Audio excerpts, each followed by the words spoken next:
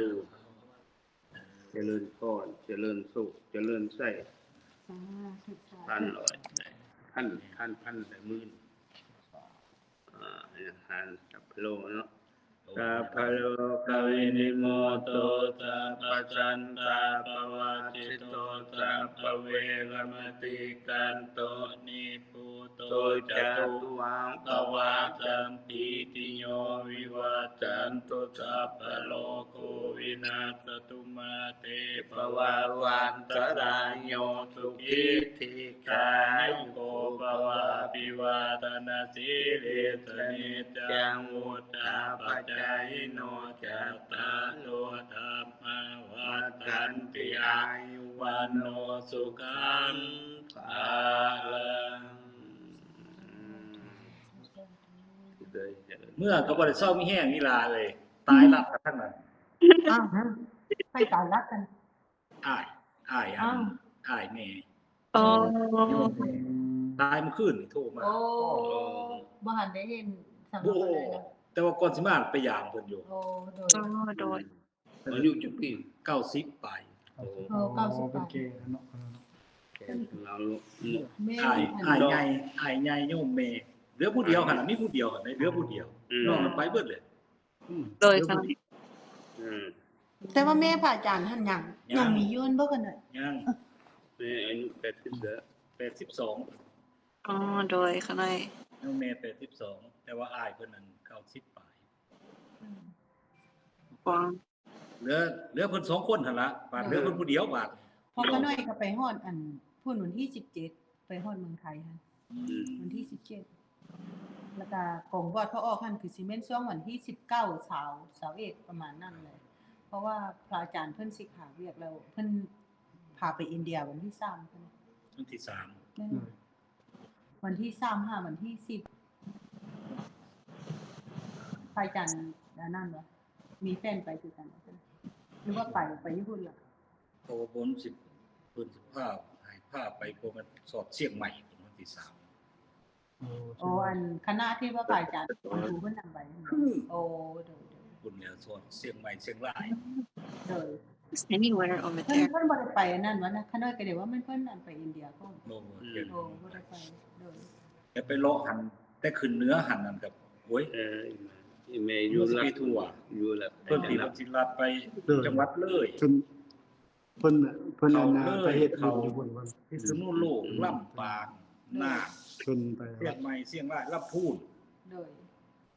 มันเข้าบ่ชั่วโมงโอ้เพิ่นสิพาไปก็นอบซันI'm good I'm just messing here talk พาปางหลวงศาลในสมัยอันนั้นเด่นนะมือที่ว่าเพิ่นเอาผ้าป้าไปหลุมหั่นมือวันที่เท่าใดกันซะ16 17อ้าว Can you put ก็แสดงว่าเพิ่นไปก้อนพอขน้อยตัวนี้น่ะไปฮอดก้อนพอขน้อยบ่นี่เพิ่นไปวันที่10โอ้ฮอดก้อนฮอดก้อนเพราะว่าพอไปฮอดที่17บ่ทันคือ9นี่ก็ไปฮอดก่อนไปก่อนเอามันก็สิไปได้พอขึ้นจากหัวอยู่ไปคั่นน่ะประตูไปกับเมียเพิ่นไปเด้เพิ่นไปกับเมียออกเพิ่นค่อยสิไปจับปูใส่กระดูกบ่ได้แล้วต้องเล่นมือของว่าออกมาที่แม่ออกมาหัวเลยเพิ่นน่ะโดยคืออย่างท่านเพิ่นก็สิกลับอันพร้อมกันกับพระอาจารย์บุญกฐินเพิ่นมื้อนี่บ่ล่ะมื้ออื่นค่ะหน่อยมื้ออื่นเพิ่นจังหาสิสวดแล้วเพิ่นมาช่วยอันเพิ่นไปช่วยเรียกเพิ่นดีแล้วโดยขี่มาได้3ชั่วโมงนึงเด้แต่บ้านเพิ่นมาหาแม่นบ่คุณ4ชั่วโมงไปกับ5ชั่วโมงโอ้4ชั่วโมงมา5ชั่วโมงเพิ่นคิดว่าก็ซ้ำเฮาไปอันเท็กซัสเท็กซัสเนาะซ้ำๆกันโดยไปเท็กซัสคันไปดัลลัสนั้น6ชั่วโมงค่ะหน่อยแต่พอเขาขี่มาแต่บ้านเพิ่นมารับเอาพระอาจารย์อยู่วัดนั่นเบิ่งหั่นน่ะบอกพระอาจารย์ว่าอันมีเป็นเข้ามาเพิ่งพระอาจารย์ใช้ยาบ่มี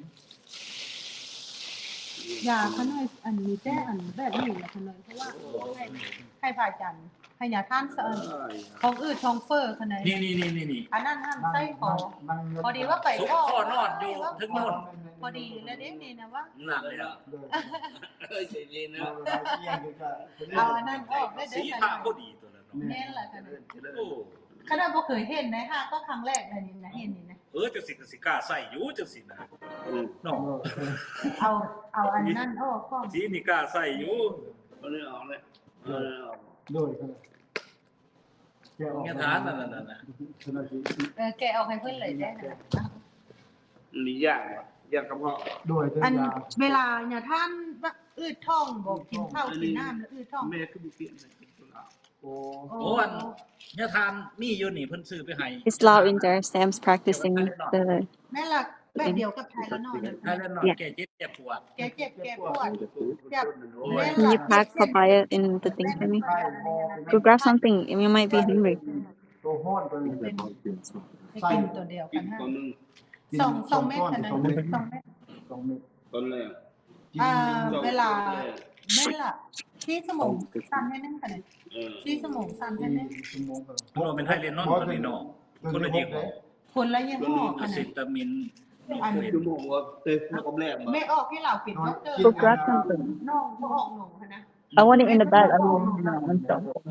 เพื่อนบอกเพื่อนว่าอันบ่จำเป็นต้องไปเฮือหนังแบนเพราะว่าอินกิวเรียนแบบผสมมันคือกันมันตั้งแต่ว่ามันคนละยี่ห้อตั้งแต่คนบ่ยาอันเดียวกันถ้าน้อยก็เลย เพิ่น ซื้อ เลิ อั ก นนี้ บอก เล เจ้าบอก ย นี่ โดย ต่อกันอันละจีเม็ดใสๆน่ะ